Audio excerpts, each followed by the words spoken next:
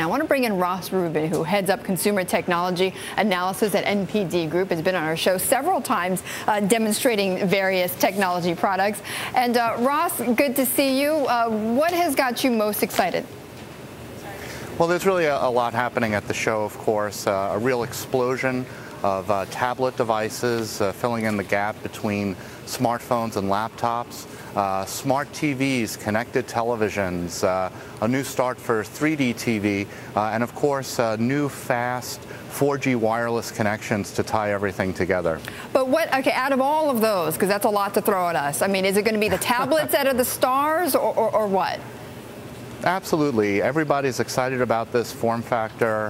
Everybody's looking at the success of the iPad over the past year, and they're all trying to get a slice of that pie. Right, and we're actually showing Motorola right now. Yesterday I had an interview with Sanjay Jha, who now heads Motorola Mobility, and he was a little bit coy about whether or not they're going to unveil a tablet later today, but everybody says they are. What do you think it's going to, I mean, how big of a splash is that going to be compared to others?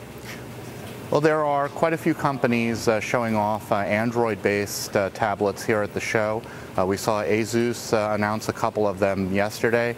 And really what a lot of these products are waiting for is the next version of Android, speaking of Google, that's going to bring the rich variety of applications that we've had for Android smartphones to the tablet. So that should be coming out later this year, probably before the middle of the year, and Motorola and several other companies are waiting on that. Right, and Google itself, I mean, they're not releasing any new products there, but basically their presence is going to be at CES basically through Android, right? Absolutely. Android is behind a lot of these products that I mentioned earlier. It's powering a lot of these smart TVs, and we're going to see it in a lot of the 4G smartphones as well. Ross, there was a report, I think it was in the New York Post that I read this morning, saying that Microsoft, Steve Ballmer, in his keynote tonight, is going to be unveiling some sort of Microsoft television. Is this another example, though, of Microsoft being late to the party after Google TV and Apple TV?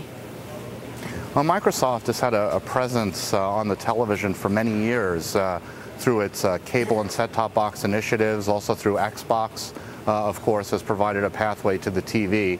But really there's been a renewed focus on embedded devices away from the PC, and they really need a compelling operating system story to compete with the influence of Android on a lot of these devices. But are they late? Yes, and as you point out, they've done things like this in the past, but so has Apple, and they're sort of renewing their effort. Would it make sense for Microsoft to renew their effort or accelerate that at this point? Sure, that's one of the hallmarks of the company. They're persistent, they don't give in easily, and as long as they see an opportunity there, they're going to keep at it. 3D televisions, real quickly, Ross. We know Samsung's been a big leader in 3D television sets, but are you expecting any advancement here?